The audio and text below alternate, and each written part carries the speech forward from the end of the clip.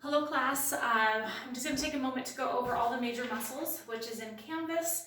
I know sometimes it's a little bit hard to tell through a diagram, so I'm going to use my very nice volunteer here, and we're going to go over all the major muscles. So starting anterior or the front part of the body, shoulders or the deltoids, we've got the biceps, we've got the pec major or the chest muscles.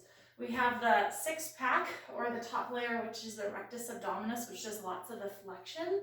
And then underneath that is called the it's called the transverse abdominis. And that's a lot of like isometric, holding planks and things like that. You've got the front part of the body, which is the quads or the quadriceps.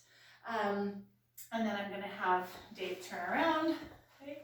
This is where it gets a little bit more confusing. So you have the trapezius, and the trapezius actually insert up into the neck area, and then it makes a trapezoid-like shape that goes all the way down here, okay? On top of that is the rhomboids, and that's the muscles in between the shoulder blades. And then you have the big muscles on the side, and that's called your lats, or latissimus dorsi.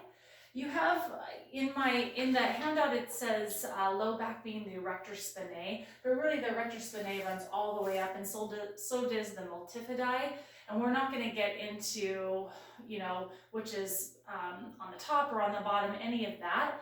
Just know that the multifidi is strengthened when you're in that bird dog position, and any sort of extension of the spine would be the erectors as well.